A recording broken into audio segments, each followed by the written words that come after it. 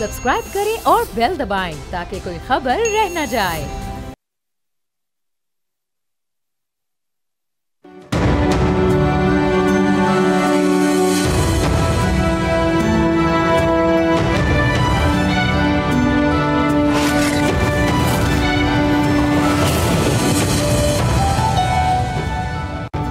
मदारिस की रजिस्ट्रेशन का मामला गुज़िश्ता 2 दहाइयों से खटाई में पड़ा हुआ है। इस दौरान 3 क़वानीन पास हुए। हुकूमत और उलमा के दरमियान दर्जनों बार मुज़ाकरात और मुआहदे हुए, लेकिन मदारिस के बड़े नेटवर्क्स की जानिब से मदारिस की रजिस्ट्रेशन और रेगुलेशंस की मज़ाहमत अब भी जारी है। मौलाना फजलुर रहमान और उनके इत्तेहादी मदारिस बोर्ड्स ने 17 दिसंबर की डेडलाइन दी है और कहा है कि अगर हुकूमत ने उनके मुजव्वज़ा बिल को मंजूर ना किया तो इस्लामाबाद मार्च का फैसला हो सकता है। दूसरी तरफ वजारत तालीम से मुंसलिक होने वाले मदारिस के उलमा हुकूमत के साथ खड़े दिखाई देते हैं और मदारिस की रजिस्ट्रेशन को सियासत की नजर करने का इल्जाम लगा रहे हैं। ये मामला क्या है? क्या मदारिस के नाम पर सियासत हो रही है? आप देख रहे हैं बोल आदि के साथ। 2005 में ऑर्डिनेंस के जरिए रजिस्ट्रेशन ऑफ सोसाइटीज एक्ट 1860 में तरमीम के जरिए मदारिस को उसमें शामिल किया गया। कानून के जरिए मदारिस को रजिस्ट्रेशन, सालाना तालीमी सरगर्मियां रिपोर्ट करने और माली मामलात का ऑडिट करने का पाबंद बनाया गया। मगर इस कानून पर अमल दरामद की बजाय मदारिस के 5 अलग अलग बोर्ड्स ने एका कर लिया और इत्तेहाद तंजीमुल मदारिस के नाम से मुश्तरका प्लेटफॉर्म की बुनियाद रखी, जिसमें देवबंदी, बरेलवी, अहले हदीस, जमात इस्लामी और शिया मकातब फ़िक्र के तहत चलने वाले मदारिस के तालीमी बोर्ड शामिल थे। इस तंजीम ने 2010 में हुकूमत के साथ एक मुआहदा किया, लेकिन इस पर भी पेशरफ्त ना हो सकी। फिर 2014 में आर्मी पब्लिक स्कूल पर हमले के बाद तमाम सियासी जमातों ने मुतफ़िक़ा तौर पर नेशनल एक्शन प्लान की मंजूरी दी, जिसमें मदारिस की रजिस्ट्रेशन अहम शिक थी, मगर इस पर भी अमल दरामद नहीं हो सका। 2019 में पीटीआई की हुकूमत ने मदारिस बोर्ड से दोबारा मुज़ाकरात किए और नया कानून मुतारिफ कराया, जिसके तहत मदारिस की रजिस्ट्रेशन के लिए वजारत तालीम में डायरेक्टरेट ऑफ रिलीजियस एजुकेशन का क़याम अमल में आया। लेकिन जब अमल की बारी आई तो मदारिस इत्तेहाद ने रजिस्ट्रेशन फॉर्म पर एतराज़ात उठा दिए, क्योंकि ये कानून नहीं था, ये एक मुआहदा था। हालांकि ये फॉर्म नेक्टा की मुशावरत से तरतीब दिया गया था। तनाज़ा चलता रहा। हालांकि मौलाना फजलुर रहमान पीडीएम की गुज़िश्ता हुकूमत का हिस्सा भी थे, लेकिन उसके वक्त कोई बड़ा ब्रेक थ्रू हमें नहीं दिखाई दिया। 26वीं आईनी तरमीम की मंजूरी का वक्त आया तो मौलाना फजलुर रहमान ने मदारिस की रजिस्ट्रेशन के लिए फिर से नए कानून की शर्त रखी, जिसको पास कर लिया गया। मगर सदर मुमलिकत ने दस्तखत करने के बजाय एतराज़ात लगाकर बिल वापस पार्लियामेंट को भेज दिया।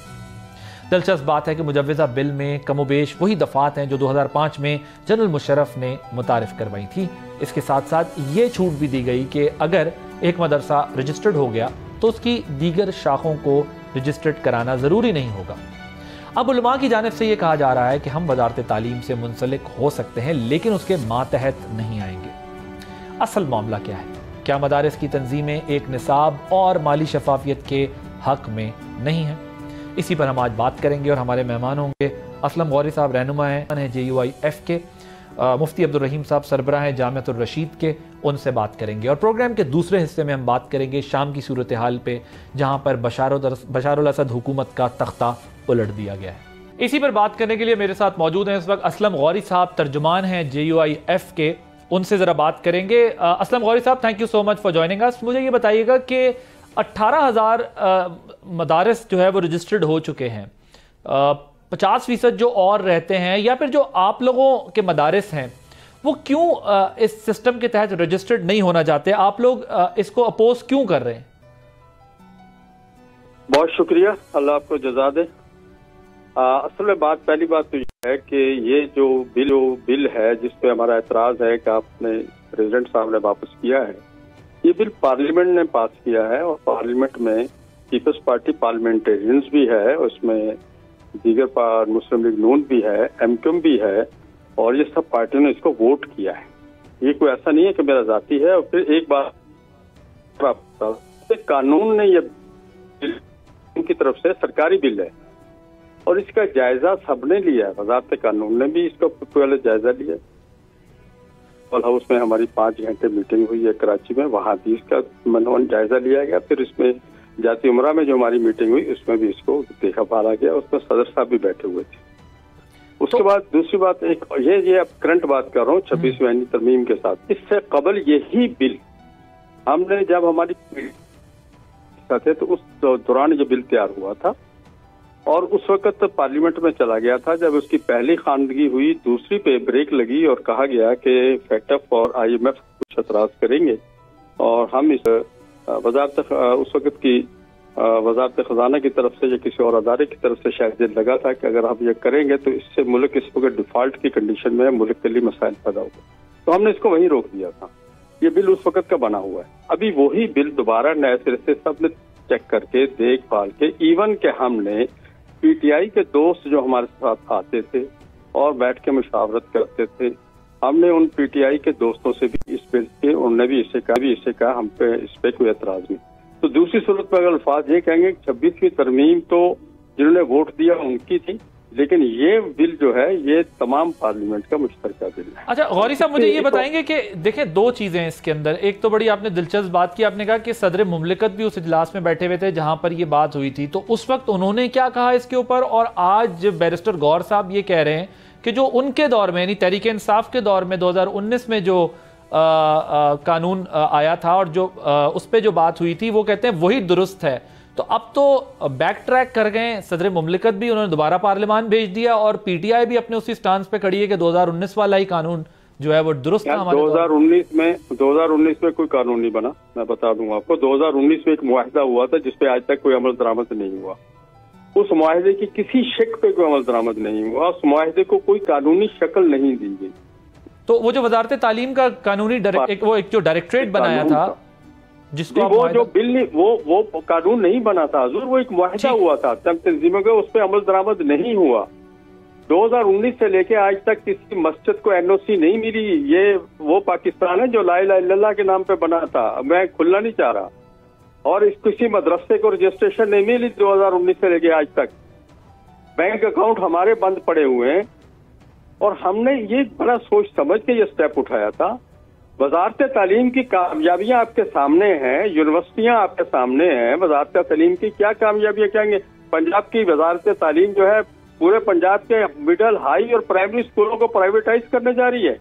उस वजारत तालीम के जिसके उर्दू यूनिवर्सिटी कराची के असातिज़ा पेंशन के लिए एहतजाज करते प्रेस क्लब के सामने खड़े हुए नजर आते हैं।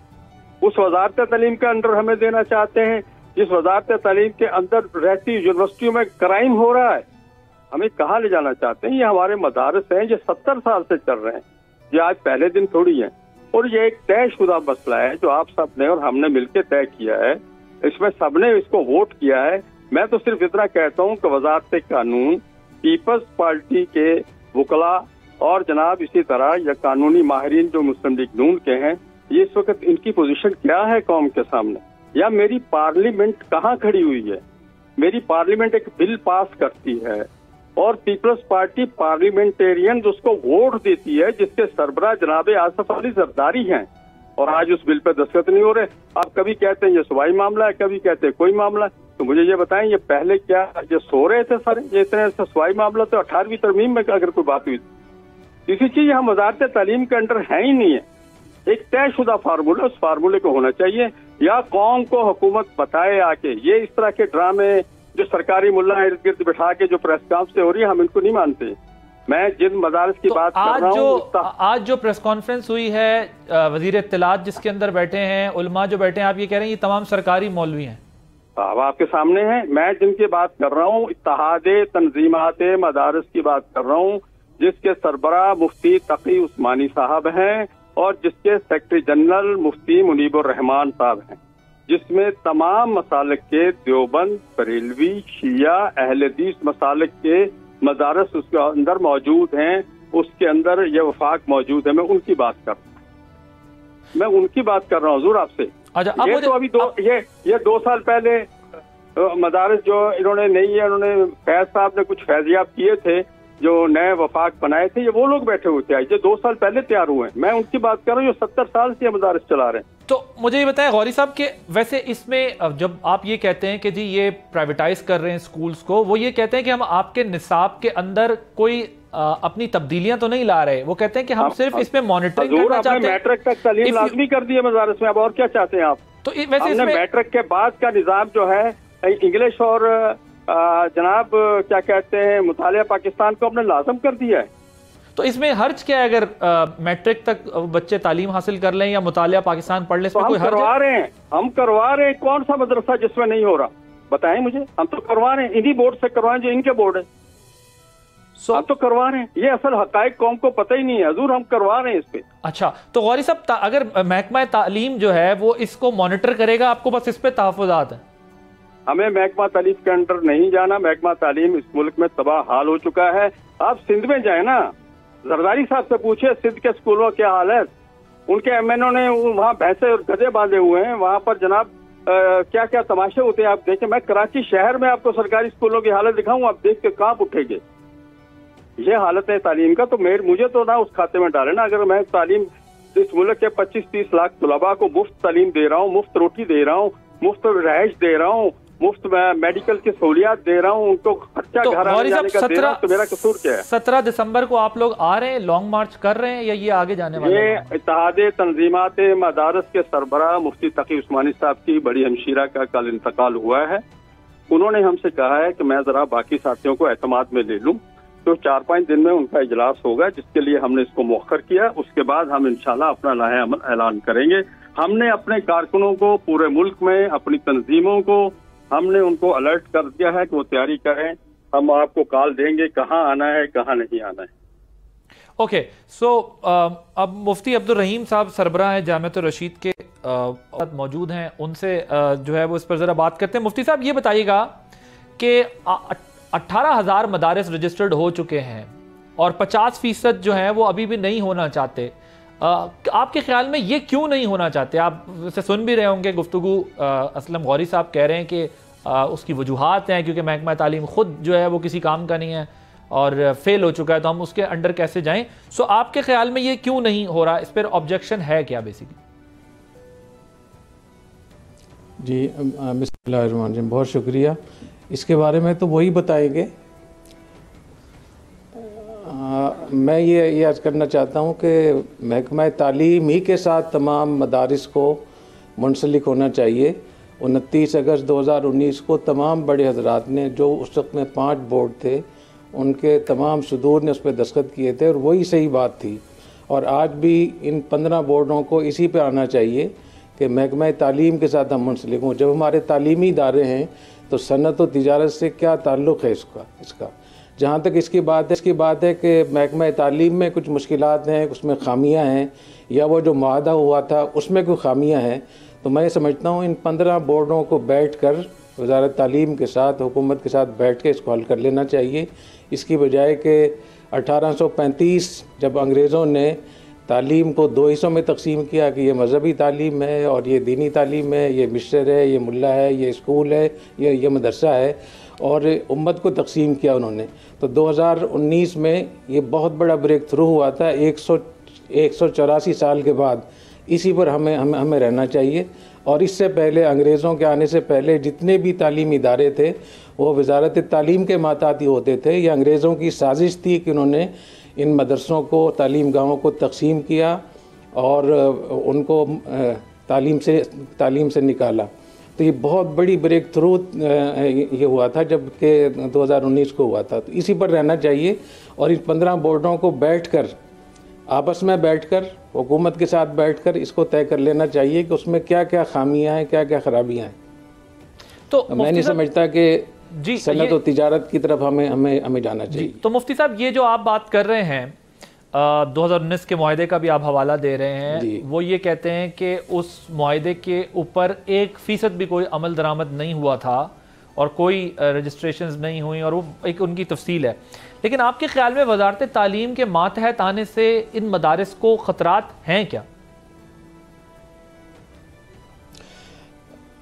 ایک تو میں یہ بتاؤں کہ جو اس وقت میں محکمہ ہے DGRE، اگر یہ حضرات وہاں زحمت فرما لیں، تشریف لے آئیں، تو 18,600 مدرسوں کی فہرست بھی مل جائے گی، اور اس میں 5-6 ہزار خود انہی کے اپنے مدارس بھی ہیں جو مولانا فضل الرحمان صاحب کی جماعت سے مربوط ہیں لوگ اور اتحاد تنظیمات کے لوگ ہیں، وہاں رجسٹریشن ہو رہی ہے۔ ہمارے مجمع علوم الاسلامیہ کے 1,000 ہمارے مدارس ہیں جو رجسٹر ہو چکے ہیں، 18,600 مجموعی طور پر ہیں، اور مجمع میں 53 ممالک کے 1200 طلبہ غیر ملکی طلبہ ماشاءاللہ پڑھ رہے ہیں، اور 9 سال کے ویزے مل چکے ہیں ان کو، تو رجسٹریشن بھی ہو رہی ہے، اکاؤنٹس بھی کھل رہے ہیں، اور غیر ملکی طلبہ کو ویزے بھی مل رہے ہیں۔ یہ آئیں تو صحیح، بیٹھے تو صحیح، اور اگر ان کو شک ہو شبہ ہو کسی کو بھی تو وہاں جا کر DGRE میں دیکھ لیں کہ اس کی فہرست کیا ہے اور کون کون سے مدرسے ہیں، اور اگر ان مدرسوں میں جائیں جو بورڈ محکمہ تعلیم سے منسلک ہیں، اس میں جامعۃ الرشید بھی ہے، جامعہ بنوریہ بھی ہے، اور بڑے بڑے ادارے ہیں، تو وہاں جا کر طلبہ سے بات چیت کر لیں، انتظامیہ سے بات چیت کر لیں۔ میرے خیال میں اس کی کوئی حقیقت نہیں ہے۔ ہاں یہ ضرور ہے کہ وہ جو معاہدہ ہوا تھا اس معاہدے پہ جن لوگوں نے عمل کیا ان کی رجسٹریشن بھی ہوئی، ان کے اکاؤنٹس بھی کھل رہے ہیں، ان کے مسائل بھی حل ہوئے، تو اگر کسی نے اس معاہدے پر عمل ہی نہیں کیا تو وہ کیسے کہہ سکتے ہیں کہ اس پہ عمل انہوں نے معاہدے کی خلاف ورزی کی؟ تو آپ کے خیال میں ویسے جب آپ کہہ بھی رہے ہیں کہ واقعی وہ پڑھ لیں یا DGRE کا آپ حوالہ دے رہے ہیں اس کو دے دیں، آپ رجسٹریشن تو آپ لوگوں کے مدرسوں کی ہوئی ہے، تو اس رجسٹریشن میں ایسا کیا ہے کہ جمعیت علماء اسلام کو اس رجسٹریشن سے جو ہے وہ تحفظات اور اختلافات نظر آ رہے ہیں کہ یہ نہیں ہو سکتا؟ فارم میں کوئی ایسی چیز ہے؟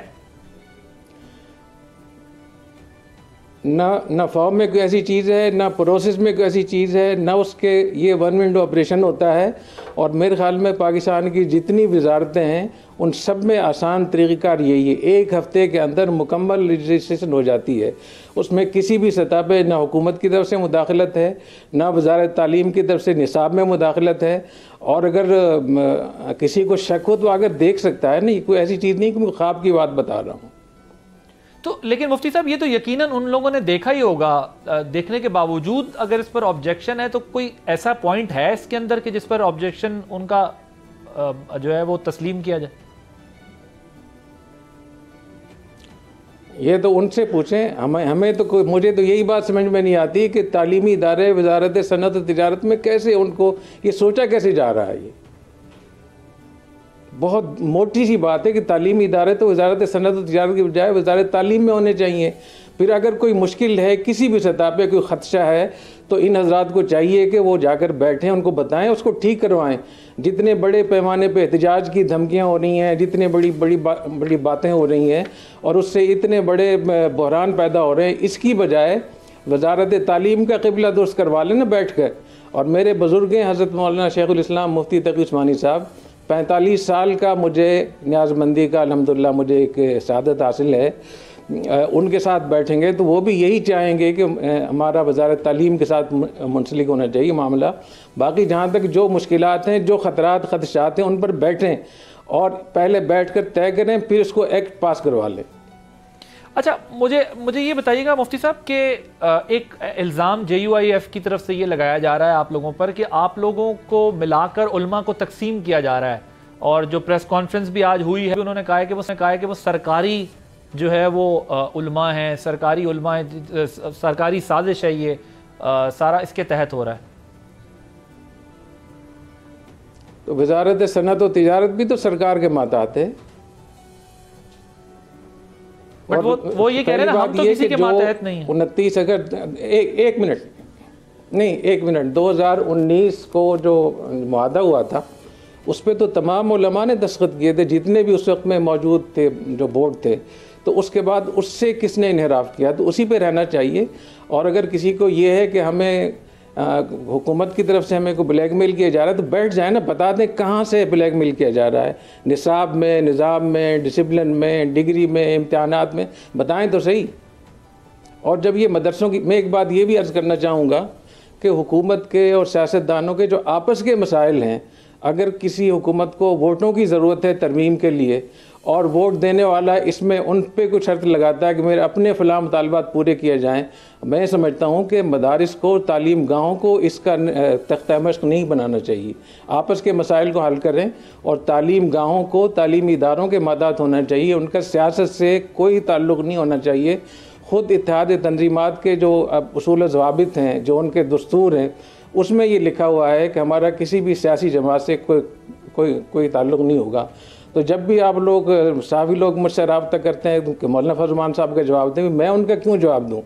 اگر اتحاد مدارس تنظیمات کے حضرات ہیں، وہ مجھے بلا لیں، میں ان کے پاس چلا جاؤں گا، ان کو بتا دوں گا کہ ہمارے جو بورڈ کے مدرسے ہیں ان میں کتنی اصلاحات ہوئی ہیں، کتنے طلبہ طالبات کو فائدہ ہو رہا ہے، ہمارے طلبہ ہمارے محتمین بھی انتہا خوش ہیں، اور مجھے امید ہے کہ اگر 5 سے 10 سال ہمیں موقع مل جائے تو پوری قوم دیکھ لے گی، اور یہ جتنے بھی حضرات یہ بھی دیکھ لیں گے کہ وزارت تعلیم کے مادات کتنی اس کے ثمرات برکات ہیں، اور صنعت و تجارت کے ساتھ اگر منسلک ہوتے ہیں تو کیا فوائد ہوں گے۔ ٹھیک، تو مفتی صاحب یہ زیادہ معاملہ سیاسی لگ رہا ہے، علمی سے زیادہ، یا پھر جو ہے وہ کسی آبجیکٹیوٹی انتظامی سے زیادہ یہ سیاسی معاملہ بن چکا ہے آپ کے؟ نہیں، میں یہ بات نہیں کر رہی، آپ کہہ رہے ہیں۔ اچھا، تو آپ کے خیال میں اس مسئلے کی ہینڈلنگ جو ہے وہ انتظامی سے زیادہ سیاسی ہو رہی ہے؟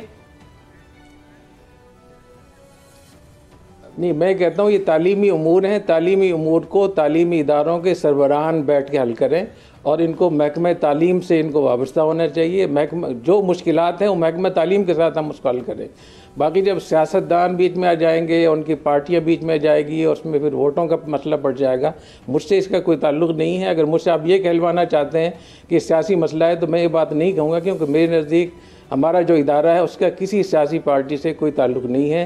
ہمارے طلبہ، اساتذہ اور جو عملے کے لوگ ہیں ان کو ہم اجازت دیتے ہیں کہ وہ جس پارٹی کے ساتھ وہ منسلک ہونا چاہیں منسلک رہ سکتے ہیں، ووٹ دے سکتے ہیں، لیکن ادارہ اور ہمارا بورڈ بحیثیت بورڈ کے ادارے کے ان کا کسی سیاسی جماعت سے کوئی تعلق نہیں ہوگا، تو میں اس پہ کوئی تبصرہ بھی نہیں کروں گا۔ ٹھیک، مفتی عبدالرحیم صاحب آپ کا بہت بہت شکریہ، بہت شکریہ آپ اپنا قیمتی وقت دینے کے لیے۔ ہمارے ساتھ اسلم موجود تھے، رہنما ہیں، ترجمان ہیں JUIF کے، مفتی عبدالرحیم صاحب سربراہ ہیں جامعۃ الرشید کے۔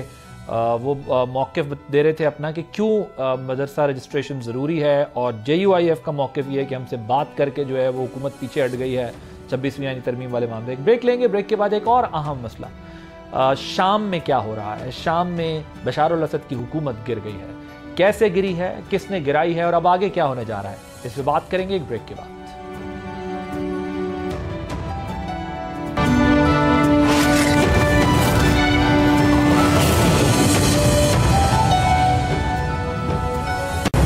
جو سوچا نہیں گیا اور جس کی توقع نہیں تھی وہ ہو گیا۔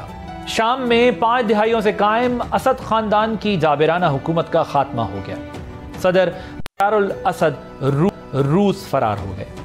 شام میں آنے والی یہ ڈرامائی تبدیلی دنیا کے لیے ایک سرپرائز تھی۔ ایک ہفتہ پہلے تک بشار الاسد کے زوال کا تصور بھی نہیں کیا جا سکتا تھا، جب حیات التحریر شام کے باغیوں نے شمال مغرب میں واقع شہر ادلب سے حکومت کے خلاف کارروائی کا آغاز کیا۔ سب سے پہلے انہوں نے ملک کے دوسرے سب سے بڑے شہر حلب پر گزشتہ ہفتے بغیر کسی مزاحمت کے قبضہ کیا، پھر ہما اور کچھ دنوں بعد حمص کا کنٹرول بھی سنبھال لیا۔ مشرق اور جنوب سے باغیوں کی پیش قدمی نے دمشق کو باقی ملک سے کاٹ کر رکھ دیا تھا۔ پھر اتوار کو چند ہی گھنٹوں میں حیات التحریر کے جنگجو دارالحکومت میں داخل ہو گئے، جو اسد کی طاقت کا مرکز تھا۔ صدر بشار الاسد ہفتے کی شام کو ہی ملک چھوڑ گئے تھے اور جاتے ہوئے وزیر اعظم محمد الجلالی کو اقتدار کی پرامن منتقلی کا ٹاسک سونپ کر گئے۔ روسی میڈیا کے مطابق ماسکو نے بشار الاسد کو پناہ دی۔ اسد خاندان کا تعلق شام میں موجود اقلیتی کمیونٹی الویز سے ہے۔ 53 سال سے پہلے اقتدار میں آنے کے بعد حافظ الاسد نے اپنے مخالفین کو کچلنے کے لیے طاقت کا استعمال کیا۔ 1982 میں ہما شہر میں ہونے والی بغاوت کو ناکام بنانے کے لیے ہزاروں لوگوں کو قتل کیا گیا۔ 29 سال حکومت کرنے کے بعد سن 2000 میں حافظ الاسد کا انتقال ہوا اور اقتدار ان کے بیٹے بشار الاسد کو منتقل ہوا۔ شروع میں امید تھی کہ بشار الاسد اپنے والد کے برعکس جو طاقت کا جبر کا ماحول ہے اس کو ختم کریں گے، مگر جلد ہی حقیقت کھل کر سامنے آئی۔ 2011 میں عرب اسپرنگ کے دوران شام کے طول و عرض میں بشار الاسد حکومت کے خلاف پرامن مظاہروں کا آغاز ہوا۔ بشار الاسد نے طاقت سے احتجاج کو دبانے کی کوشش کی، جس کی وجہ سے خانہ جنگی شروع ہوئی۔ 5 لاکھ سے زائد شہری مارے گئے، 60 لاکھ لوگوں نے دیگر ممالک میں پناہ لی۔ اس دوران یورپ جانے کی کوشش میں مرنے والے ایک شامی پناہ گزین بچے کی ساحل پہ پڑی لاش نے پوری دنیا کو جھنجھوڑ کر رکھ دیا، مگر شام کے حالات میں کوئی بہتری نہ آئی۔ صدر بشار الاسد روس، ایران اور حزب اللہ کی مدد سے اپنا اقتدار بچانے میں کامیاب ہو گئے۔ روس نے اپنی زبردست فضائی طاقت کا استعمال کیا، جبکہ ایران نے فوجی مشیر بھیجے اور حزب اللہ کے تربیت یافتہ جنگجوؤں کو شام میں تعینات کیا گیا۔ لیکن اس بار بشار الاسد کو یہ حمایت دستیاب نہیں تھی۔ حزب اللہ لبنان میں اسرائیل کے ساتھ برسر پیکار، ایران کو مشرق وسطیٰ میں پے در پے سیٹ بیکس کا سامنا، اور روس یوکرین جنگ میں مصروف ہے۔ عام سوال یہ ہے کہ اب آگے کیا ہوگا؟ علاقائی اور عالمی طاقتیں اس پیش رفت پر کیا لائے عمل اختیار کر سکتی ہیں؟ اس وقت شام میں حیات التحریر کے علاوہ کئی اور باغی گروپس ہیں جن کی ایک زبردست کنٹرول مختلف علاقوں میں موجود ہے۔ ان میں کرد، ترکی کی حمایت یافتہ ملیشیا، سیرین نیشنل آرمی اور دیگر چھوٹے گروپ شامل ہیں۔ اس کے ساتھ ساتھ روس کی 2 ایئر اور نیول بیسز شام میں موجود ہیں۔ 900 امریکی فوجی بھی شام کے مختلف علاقوں میں تعینات ہیں۔ کیا حیات التحریر کے کنٹرول کو باقی گروپس مانیں گے، اور کیا شام میں یونیفائیڈ حکومت کا قیام ممکن ہو پائے گا؟ اس حوالے سے اقوام متحدہ کی سلامتی کونسل کا ہنگامی اجلاس بلا لیا گیا ہے۔ اسرائیل نے شام کے ساتھ سرحد پر ٹینکوں کو غیر فوجی بفر زون میں داخل کر دیا ہے تاکہ وہاں ہنگامہ آرائی کو روکا جا سکے، لیکن اس کا کہنا ہے کہ وہ شام کے تنازع سے دور رہنے کا ارادہ رکھتا ہے۔ امریکی سینٹرل کمانڈ نے کہا کہ اس کی فورسز نے اتوار کو وسطی شام میں داعش کے ٹھکانوں پر درجنوں فضائی حملے کیے ہیں۔ تاہم نو منتخب امریکی صدر ڈونلڈ ٹرمپ نے شام میں امریکی مداخلت کے امکان کو یکسر مسترد کر دیا ہے۔ بہت سے لوگوں کا خیال ہے کہ یہ حملہ ترکی کے آشیرواد کے بغیر نہیں ہو سکتا تھا، تاہم ترکی نے حیات التحریر کی حمایت سے انکار کیا ہے۔ کچھ عرصے سے صدر رجب طیب اردوان نے بشار الاسد پر دباؤ ڈالا تھا کہ وہ اس تنازع کا ایک سفارتی حل تلاش کرنے کے لیے مذاکرات میں شامل ہوں، جس سے شامی مہاجرین کی واپسی ممکن ہو سکے، لیکن اسد نے ایسا کرنے سے صاف انکار کر دیا تھا۔ اس وقت کم از کم 30 لاکھ شامی پناہ گزین ترکی میں ہیں۔ اب آگے کیا ہوتا ہے؟ کیونکہ حیات التحریر کا ماضی القاعدہ اور داعش سے منسلک رہا ہے۔ اس کے سربراہ ابو محمد الجلائی عراق کی جنگ کے دوران امریکی حراست میں رہ چکے ہیں، لیکن 2016 میں اس باغی گروہ کی سوچ میں تبدیلی آئی۔ دمشق میں قبضے کے بعد حیات التحریر کے سربراہ نے مضبوط اداروں کے قیام کو پہلی ترجیح قرار دیا۔ ان کے حالیہ بیانات میں سفارتی اور مفاہمت آمیز لہجہ اختیار کیا گیا، لیکن خدشات اپنی جگہ موجود ہیں۔ مشرق وسطیٰ میں ایک ہی وقت میں ڈرامائی تبدیلیاں ایک خطرناک پاور ویکیوم کا باعث بن سکتی ہیں، اور اس کے نتیجے میں ممکنہ افراتفری سے تشدد میں مزید اضافے کا امکان موجود ہے۔ ہمارے ساتھ اس پر بات کرنے کے لیے موجود ہیں جمیل احمد خان صاحب، فارمر ایمبیسڈر ہیں۔ جمیل صاحب، thank you so much for joining اس۔ مجھے یہ بتائیے گا کہ اوبیسلی یہ انٹرنیشنل پاورز کے لیے کوئی سرپرائز تو نہیں تھا، کیونکہ وہاں پر ہم جانتے ہیں کہ دنیا کی بڑی بڑی طاقتیں اپنی جو ہے وہ زور آزمائی کر رہی تھی شام کے اندر، طاقتور ہاتھ جو ہے وہاں پر موجود تھے، لیکن طالبان کا افغانستان کا ٹیک اوور اور حیات التحریر کا جو ٹیک اوور ہے سیریا میں، اس میں کیا کوئی فرق ہے یا ایک ہی طرح کے واقعات انہیں سمجھا جائے گا؟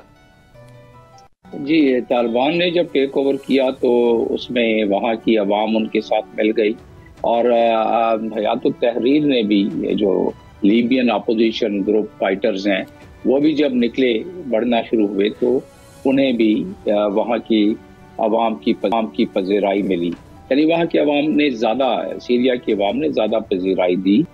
جو سیریا میں اس وقت جنگجو داخل ہوئے کل سیریا میں، اس کی وجہ یہ ہے کہ سیریا میں 54 سالوں سے ایک کافی اپریشن والا، یعنی ایک جو جس میں کہ حکومتی دباؤ اور زیادتیاں اور بربریت جو رولرز کی تھیں بشار الاسد کے والد حافظ الاسد کی یا بشار الاسد کی پچھلے 24 سالوں سے، تو اس کی وجہ سے لوگ بڑے دبک کے بیٹھے تھے، سہمے تھے، حکومت خانوں میں تھے، اور آبادی کا تقریباً 5 لاکھ افراد پچھلے 13 سالوں میں وہ جاں بحق ہوئے۔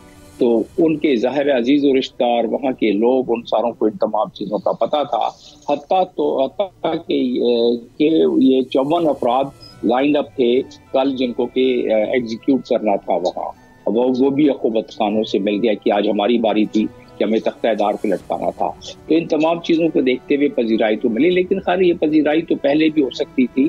13 سال سے یہ جدوجہد جاری تھی جنگجو گروپوں کی، جس میں مختلف قسم کے مکس قسم کے وہ تنظیمیں بھی ہیں جن پر سینکشن لگی ہوئی ہے دہشت گردی کی وجہ سے.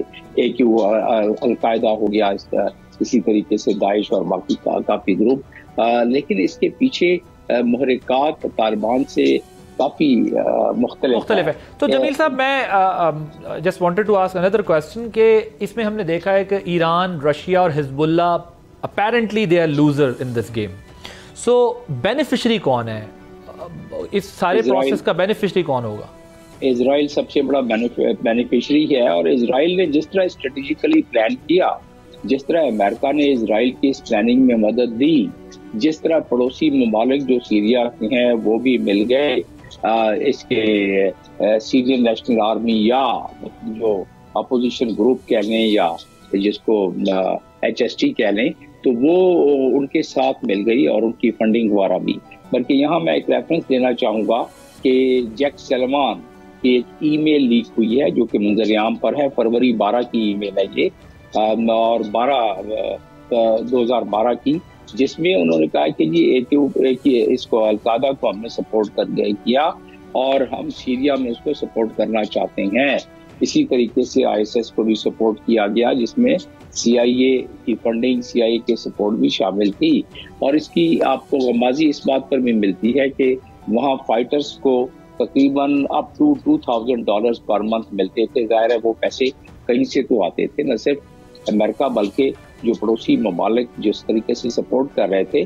میں اپنی ذاتی حیثیت میں جب میں وہاں سفیر تھا اس کے بعد بھی اور اس سے پہلے جو مجھے معلومات تھی کہ کس طرح سپورٹ کی جا رہی ہے، ملکوں کا نام دیے بغیر میں یہ کہہ سکتا ہوں وثوق کے ساتھ کہ ان گروپوں کو سپورٹ ملی، اور ٹرکی نے بھی سپورٹ دیا، کیونکہ ٹرکی کا اس میں دوسرا بینیفیشری اس لیے ٹرکی ہے کہ ٹرکی کے اپنے پاس ایک ریفیوجیز کی کثیر تعداد ان کے پاس موجود ہے، اور وہ چاہتے تھے کہ کسی کو سپورٹ کیا ٹرکی نے اس میں.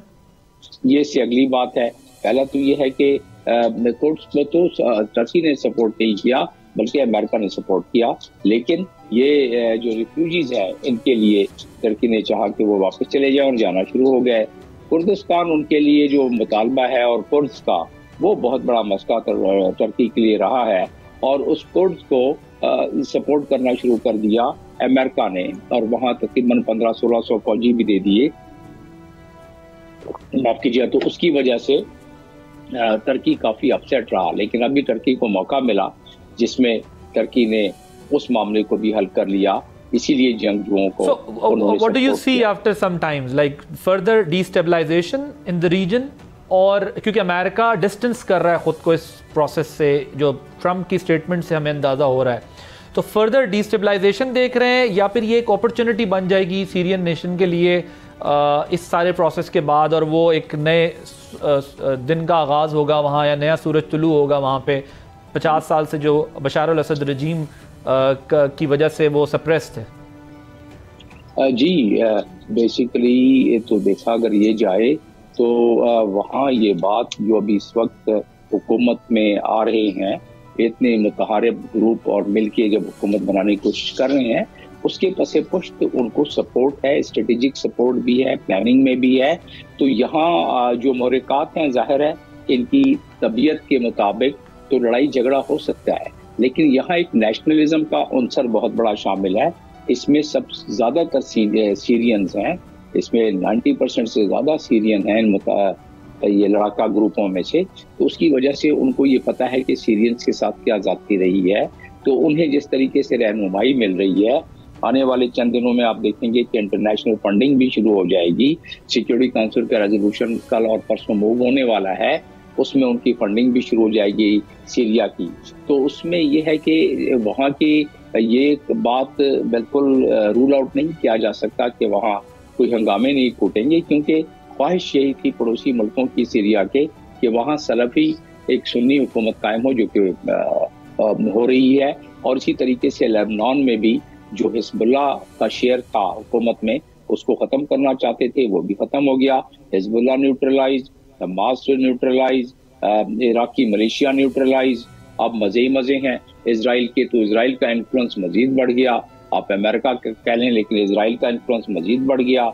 अब इसराइल के प्राइम मिनिस्टर ने कल बयान दे दिया कि हमने जिस तरीके से वीक किया, जिस तरीके से हमने जेर किया हमास को और हिजबुल्लाह को, तो उसी वजह से अब सीरिया पे इस वक्त सीरिया की हुकूमत गिरी है. ये बयान दे दिया उन्होंने, तो इसमें तो कोई दो शक की बात हो नहीं सकती. अब उसमें रहा सवाल कि आगे ईरान की सख्ती नजर आ रही है, क्योंकि ईरान के यही रेजिस्टेंस ग्रुप थे, रेजिस्टेंस एक्सेस ऑफ रेजिस्टेंस था, जिससे कि ईरान ने दूर रखा हुआ था अपने आप से इसराइल को. Thank you so much. Jameel Ahmad Khan साहब फॉर्मर एम्बेसडर मौजूद थे, की सूरत हाल पर बात कर रहे थे कि आगे अब उन्हें क्या दिख रहा है. आपने प्रोग्राम देखा, अपना फीडबैक हमें जरूर दीजिएगा. अल्लाह हाफ़िज़.